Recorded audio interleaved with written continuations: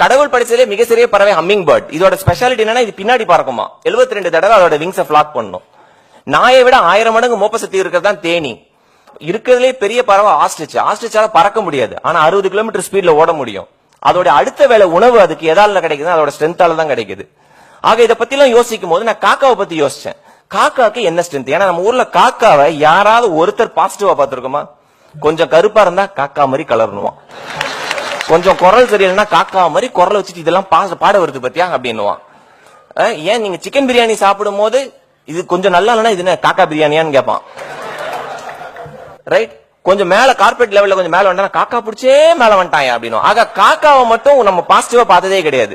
அப்ப எனக்குள்ள தோணுச்சு, இவ்வளவு பேசுறமே போய் மேடையில எல்லாம் காக்காக்கு என்ன ஸ்ட்ரென்த் அப்படின்ட்டு கூகுள் பண்ணி பார்த்தா க்ரோஸ், ரேவன் அப்படின்னு ஒரு டாபிக்கா போகுது. நேஷனல் ஜியோகிராபிக் சேனல்ல ஒரு வீடியோ போட்டிருக்காங்க. காக்காவை பத்தி ஒருத்தர் ஜப்பான்ல எடுத்திருக்காரு அந்த வீடியோவை. காக்காவோட ஸ்பெஷாலிட்டி என்னன்னா அது வந்து டூல்ஸ் யூஸ் பண்ணுமா சாப்பிடறதுக்கு. ஒரு பாட்டில்ல நீங்க சாப்பாடு போட்டு வச்சா அது வந்து ட்விக் எல்லாம் வச்சு வெளியில எடுத்து சாப்பிடுமா. மத்த பறவை எல்லாம் விட்டுட்டு போயிடும். சின்ன வயசுல நம்மளுக்கு கதை சொல்லிருப்பாங்க, தண்ணி இருந்துச்சு தண்ணியில கல்லு போட்டுச்சு அப்படின்னு. அதுக்கப்புறம் ஒரு வீடியோ காமிக்கிறாங்க. இந்த வீடியோ தயவு செஞ்சு நீங்க போய் பாருங்க, அசந்துருவீங்க. நாளைல இருந்து காக்கா பத்தியா கையெடுத்து கும்பிட்டுருவீங்க நீங்க.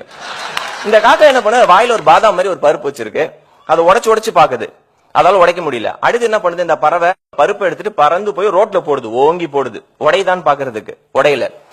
அடுத்து ஒரு போஸ்ட் கம்பத்து மேல போய் உட்கார்ந்துக்குது இந்த காக்கா, பருப்பை போடுது ரோட்ல. இது ஜப்பான்ல ஸ்லோ மோஷன்ல எடுக்கிறாங்க இந்த வீடியோவை. எதுக்குன்னா அந்த ரோடு வழியா போற கார் ஏதாவது ஏறி உடையுமான்னு பாக்குது. அது எதிர்பார்த்த மாதிரியே பருப்பு எல்லாம் வெளியில இருக்கு. காக்கா பறந்து போய் சாப்பிட போகுது. அப்பதான் அதுக்கு தோணுது, ஆஹா நம்ம சாப்பிடுறது ஹைவேல உட்கார்ந்து சாப்பிடுறோம், 2 சைடும் கார் பேன் போகுது, எங்கேயாவது அடிபட்டு நம்ம இறந்துட போறோம்னு சொல்லி காக்கா திருப்பி பறந்து போகுது. 100 பருப்பு எடுத்து 100 போஸ்ட் கம்பத்துல போய் உட்காருது. இப்பதான் அந்த கேமராவை ஜூம் அவுட் பண்றாங்க. அது எங்க உட்கார்ந்துருக்கு தெரியுமா? ஜப்பான்ல இருக்க ஒரு டிராபிக் சிக்னல் மேல உட்கார்ந்துருக்கு. எங்க பருப்பு போடுதுன்னு நினைக்கிறீங்க? கீழே இருக்கிற ஜீப்ரா கிராசிங்ல போடுது, பெடஸ்ட்ரியன் கிராசிங்ல போட்டுட்டு வெயிட் பண்ணுது காக்கா.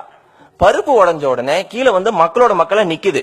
ஏன்னா அது ஜப்பான்ல இருக்கா காக்கா, நம்ம ஊர் காக்கா கிடையாது. ஏன்னா நம்ம ஊர் காக்காவும் சிக்னலை மதிக்க மாட்டான், மனுஷனும் மதிக்க மாட்டான்.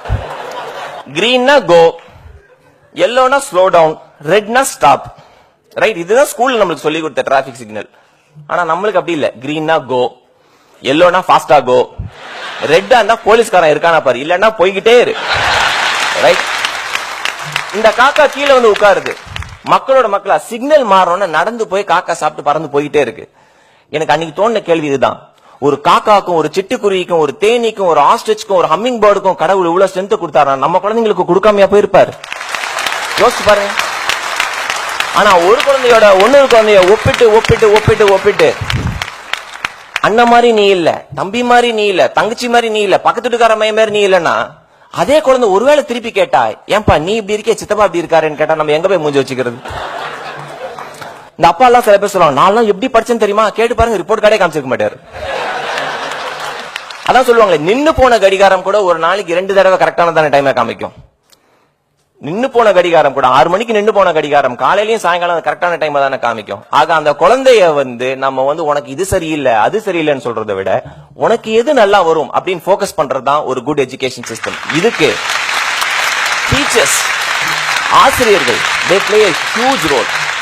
நான் வந்து என்னுடைய பெரும்பாலான வீக்கெண்ட் வந்து நான் எங்க ஸ்பெண்ட் பண்ணுவேன்னா ஸ்கூல்ஸ் அண்ட் காலேஜஸ்ல தான் ஸ்பெண்ட் பண்ணுவேன். இதுல இருந்து என்னோட பர்சனல் இன்ட்ரெஸ்ட் வந்து நல்ல ஆசிரியர்கள் வந்தாலே எஜுகேஷன் சிஸ்டம் மாத்த முடியும் அப்படின்றது என்னோட நம்பிக்கை. இன்னைக்கு பல கவர்மெண்ட் ஸ்கூல்ல வந்து பாத்தீங்கன்னா தலை சிறந்த ஆசிரியர்கள் இருக்காங்க. தன்னுடைய சொந்த நகையை வித்து பாடம் சொல்லிக் கொடுக்குற ஆசிரியர்கள், அது மாதிரி ஆசிரியர்கள் நான் மீட் பண்ணிருக்கேன். இன்னொரு எக்ஸ்ட்ரீம்ல நான் இது வந்து ஒரு வேலையா பாக்குறேன் அப்படின்னு வர ஆசிரியர்களும் இருக்காங்க. என்னோட அம்மா ஒரு ஆசிரியர், 40 வருஷம் ஒரு கவர்மெண்ட் ஸ்கூல்ல வேலை செஞ்சு ஒரு 2 வருஷத்துக்கு முன்னாடி ரிட்டையர் ஆனாங்க. ஆனா அம்மா கிட்ட நிறைய இன்ஸ்பிரேஷன். நான் எப்படிலாம் அந்த ஸ்கூல் எப்படின்னா ஒரு கவர்மெண்ட் ஸ்கூல், இன்னைக்கு தமிழ் மீடியம் ஸ்கூலுக்கு யாரும் வரமாட்டாங்க அப்படின்றதுக்காக அந்த பள்ளி ஆசிரியர்கள் போய் அந்த ஏரியால இருக்க பசங்க எல்லாம் பிடிச்சி ஸ்கூலுக்கு கொண்டு வராங்க, எங்க ஸ்கூல்ல முடியற போறாங்க அப்படின்னு. ஆக அந்த ஆசிரியர் தொழில பாத்தீங்கன்னா ஒரு சின்ன சர்வே எடுத்தோம், ஆசிரியர் தொழில் உங்களுக்கு பிடித்து வந்து சேர்ந்தீங்களா அப்படின்னு. 67 விழுக்காடு இல்லை, எனக்கு வேற வேலை கிடைக்காதனால ஆசிரியரா வந்திருக்கேன். லேடிஸ் சொல்ற ரிப்ளை, சேஃப் ஜாப், சீக்கிரமா வீட்டுக்கு போயிடலாம், கல்யாணம் பண்ற வரைக்கும் என்ன இந்த வேலையை பார்த்துட்டு சொல்றாங்க. ஹஸ்பண்ட் இங்க இருக்காரு, அதனால நான் பக்கத்துல இருக்க ஸ்கூல்ல இருந்து நோ, இது வந்து ஒரு கெரியர் ஸ்கல்ப்டர் மாதிரி, ஒரு சிற்பி மாதிரி.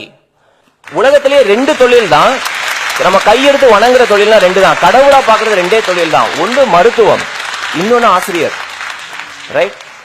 ஒரு டாக்டர் கிட்ட போய் என் நெஞ்ச திறந்து ஆபரேஷன் பண்ணுங்கன்னு சொல்லும் போது அவரை நம்ம கடவுளா தான் பாக்குறோம். இந்த ரெண்டு தொழில் தான், இந்த ரெண்டு தொழில் தான். எனக்கெல்லாம் ஒரு நாள் சிஎம், இந்த முதல்வன் படம் மாதிரி ஒரே ஒரு நாள் தான் நீ முதல்வனா இருக்கணும், ஒரே ஒரு ஃபைல்ல தான் நீ சைன் போடணும் அப்படின்னா நான் ஒரே ஃபைல்ல தான் சைன் போடுவேன்.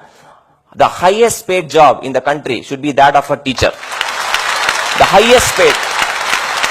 ஏன்னா எத்தனை நாளைக்கு நம்ம போய் சொல்லிட்டு இருப்போம் நோபல் ப்ரொஃபஷன் நோபல் ப்ரொஃபஷன், வீட்டுல அடுப்பு எரியணுமே.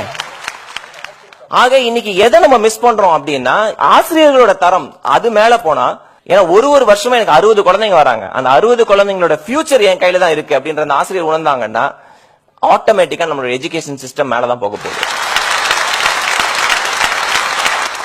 எங்க அம்மா ரிட்டையர் ஆகும் போது அவங்க கிட்ட கேட்ட, அம்மா அழகா படம் வரைவாங்க, அம்மா உன்னுடைய ப்ரொஃபஷனை நீ படமா வரைஞ்சு காமிச்சா என்னமா வரைவ அப்படின்னாங்க. கடகடன்னு ஒரு செவுரு வரைஞ்சாங்க, அந்த செவுத்துல ஒரு ஏணி வரைஞ்சாங்க, ஏணியில வந்து ஒரு 2-3 படிகள் உடஞ்சிருந்தது, அதான் அவங்க பிக்டோரியலா வரைஞ்சு காமிச்சாங்க.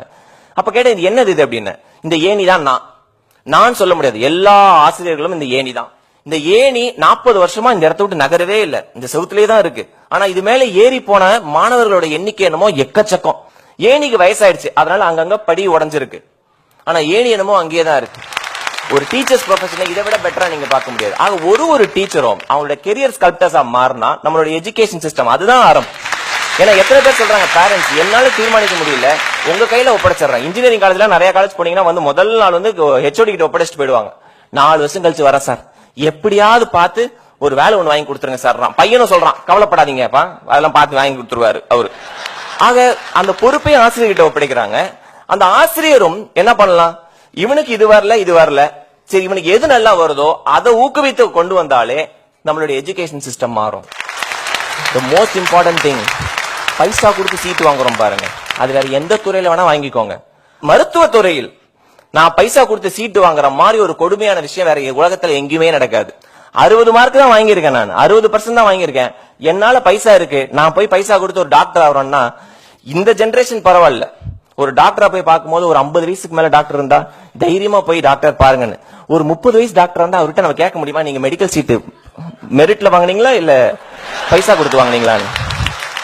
ரேடியாலஜி படிக்கணும்னா 2 கோடி ரூபாயாம் டொனேஷன்.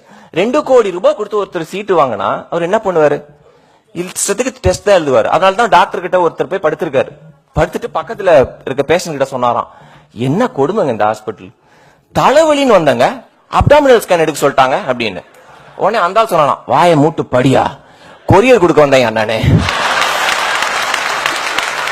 என்ன பிடிச்சு படுத்து வச்சிருக்கானுங்க.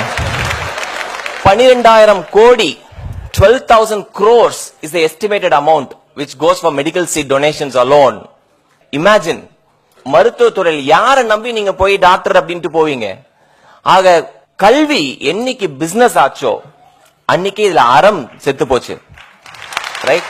தனி மனித ஒழுக்கத்தை பத்தி மேடம் சொன்னாங்க. தனி மனித ஒழுக்கத்தை சொல்லிக் கொடுக்க வேண்டிய இடம் கல்விக்கூடம். பேரண்ட்ஸ் சொல்லிக் கொடுக்கணும், டீச்சர் சொல்லிக் கொடுக்கணும். எத்தனை பேர் ஸ்கூல்ல மாரல் சயின்ஸ் அப்படின்னு ஒரு சப்ஜெக்ட் இருந்துச்சு, ஒரு 10 வருஷத்துக்கு முன்னாடி இருந்துச்சு மாரல் சயின்ஸ். இன்னைக்கு நம்ம பெருமையா சொல்லிக்கிறோம், ரொபோட்டிக்ஸ் சொல்லிக் கொடுக்கிறோம். 3ஆம் கிளாஸ் பையனுக்கு ரொபோட்டிக்ஸ், வேல்யூஸ்னா என்னன்னு தெரியாது, மாரல் சயின்ஸ்னா என்னன்னு தெரியாது. ஸ்கூலுக்கு வெளியில போனீங்கன்னா maximum amount of traffic violation அங்கதான் நடக்குது. ஆக வேல்யூஸை மறந்த ஒரு எஜுகேஷன், தனி மனித ஒழுக்கத்தை சொல்லிக் கொடுக்காத ஒரு ஹோலிஸ்டிக் எஜுகேஷன், விளையாட்டை சொல்லிக் கொடுக்காத ஒரு ஹோலிஸ்டிக் எஜுகேஷன், ஹாபியை சொல்லிக் கொடுக்காத ஒரு ஹோலிஸ்டிக் எஜுகேஷன் இருந்து என்ன யூஸ்? லாஸ்டா ஒரே ஒரு எக்ஸாம்பிள் சொல்லி முடிச்சுக்கிறேன். எங்களோட கம்பெனில ரீசெண்டா கேட்ச் தம் யங் அப்படின்னு ஒரு ப்ரோக்ராம் நடத்துவாங்க. இது எப்படின்னா, சென்னையில இருக்க சிறந்த பள்ளிக்கூடத்திலிருந்து டெக்னிக்கல் டெஸ்ட் வச்சு ஒரு 45 குழந்தைங்க எங்களோட கம்பெனிக்கு வருவாங்க. 1 மாசம் எங்களோட இருந்து இன்டர்ன்ஷிப் எல்லாம் பண்ணுவாங்க அந்த குழந்தைங்க. அது இனாகுரல் ஸ்பீக்கரா நான் தான் போயிருந்தேன். போனா பசங்க எல்லாம் உட்காந்துருக்காங்க, பக்கத்திலேயே பேரண்ட்ஸ், ரொம்ப பெருமிதமா பேரண்ட்ஸ் எல்லாம் உட்காந்துருக்காங்க. அவங்களுக்கு அவ்வளவு பெருமை, என் குழந்தை பாரு இங்க வந்திருக்கு சம்மர் வெக்கேஷனுக்கு அப்படின்னு. நான் உள்ள போனேன்னா ஆர்கனைசர் கிட்ட கேட்டேன், எல்லாம் 12th ஸ்டாண்டர்ட் பசங்களான்னு தெரியாம கேட்டேன். ஆர்கனைசர் டக்குன்னு பார்த்தா, சார் எல்லாம் 7ஆம் கிளாஸ் 8ஆம் கிளாஸ் பசங்க சார் அப்படின்னா. ஏன்னா ஒருத்தரும் பார்த்தா ஆளு நல்ல height, weight, most importantly weight, ஒபீஸா இருக்காங்க எல்லா குழந்தைங்களும். நோட் பண்ண விஷயம், 45 குழந்தைங்கள்ல 43 குழந்தைங்க நல்ல கண்ணாடி போட்டிருந்தாங்க, பெரிய பெரிய கண்ணாடி, நல்ல திக் கிளாஸஸ். நான் நேரம் என்ன பண்ண, சரி ஆரம்பிக்கும் முன்னாடி முதல் கேள்விதான் கேட்டேன், எத்தனை பேர் இதுல கிரவுண்ட்ல போய் விளையாடுவீங்கன்னு கேட்டேன். வெளியில போய் விளையாடுறது எத்தனை பேர், என்ன ஓடி விளையாடு பாப்பா இதெல்லாம் நம்ம கேட்டிருக்கோம், ரைட்? எத்தனை பேர் விளையாடுறீங்க அப்படின்னு கேட்டேன். 43 பேர்ல ஒரே ஒரு பொண்ணு கை தூக்குச்சு. என்னமா விளையாடுவேன் அப்படின்னா, பேட்மிண்டன் விளையாடுவேன் அங்கிள். அபார்ட்மெண்ட்ல பேட்மிண்டன் விளையாடுவேன் அப்படின்னு அந்த குழந்தை.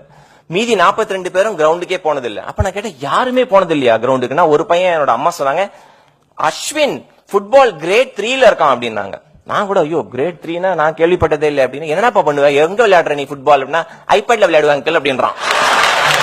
ஐபேட்ல விளையாடுவாராம் ஃபுட்பால். ஆக நம்ம எப்படி பாக்குறோம்னா, கிரிக்கெட் விளையாண்டா நீ சச்சின் டெண்டுல்கர் ஆயிடணும், கீபோர்டு வாசிச்சா ஏஆர் ரஹ்மான் ஆயிடணும். ஏங்க அது ஒரு ஜாலிக்காக விளையாட்டுமே. 40 வயசு ஆகும்போது நீங்க மெமரிஸ் பார்த்தா என்ன மெமரி இருக்கும்? நீங்க உங்களுக்கு எல்லாருக்கும் மெமரி இருக்குமே. சைக்கிள் ஓடுனது, முருங்க மரத்து மேல ஏறினது, புளிய மரத்து மேல ஏறினது, இந்த நிகழ்வு எல்லாம் இருக்கும். நம்ம பசங்க அப்படி இருக்காது. யோகா கிளாஸ் போனது, செஸ் கிளாஸ் போனது, கீபோர்ட் கிளாஸ் போனது, இதுதானே ஞாபகம் இருக்கும் அவங்களுக்கு. ஆக குழந்தையா இருக்க முடியாத ஒரு கல்வி திட்டம் ரொம்ப ரொம்ப dangerous. Life is a marathon, it's not a 100 meter sprint. 100 meter ஓட்டப்பந்தயம் கிடையாது. 100 மீட்டர் ஓட்டப்பந்தயம் இன்னைக்கு வந்து என்ன ஒரு உசைன் போல்ட் எடுத்து ஓட சொன்னீங்க, நம்மள ஓட சொன்னா எவ்வளவு வயசானாலும் பரவாயில்ல, 100 மீட்டர் முக்கி முடங்கி ஓடிடுவோம். 42 கிலோமீட்டர் ஓட முடியுமா? Life is a marathon. அந்த மாரத்தான் ஓட்டப்பந்தயத்துக்கு மிக முக்கியமான தேவை ஸ்டாமினா. லைஃப் அவ்வளவு தூரம் ஓடணும்னா எந்த இடத்துல ஸ்பீடா ஓடணும், எந்த இடத்துல மெதுவா ஓடணுன்றது தெரியணும். இப்பே ஓடு ஓடு ஓடு ஓடு ஓடுனா HR மாதிரி எங்க கிட்ட கேளுங்க, 25-26 வயசுல ஒரு கம்பெனி விட்டு இன்னொரு கம்பெனி மாறும்போது என்ன தெரியுமா சொல்றான்? I want to take a break from work. 2 வருஷம் பிரேக் எடுக்கலாம்னு இருக்கேன். ஏன்னா அதுக்குள்ள அவனுக்கு எனர்ஜி போச்சு, ஃபெட்டிக்னஸ், போர்டோம் எல்லாம் வந்துருச்சு. ஆக என்னுடைய தனிப்பட்ட ரெக்வெஸ்ட் இங்க இருக்க பெற்றோர்களுக்கு, ஆசிரியர்கள் இருந்தா நல்லது, பெற்றோர்களுக்கு குழந்தைகளை குழந்தையாக இருப்பதற்கு நம்மளால இந்த முயற்சி எடுங்க.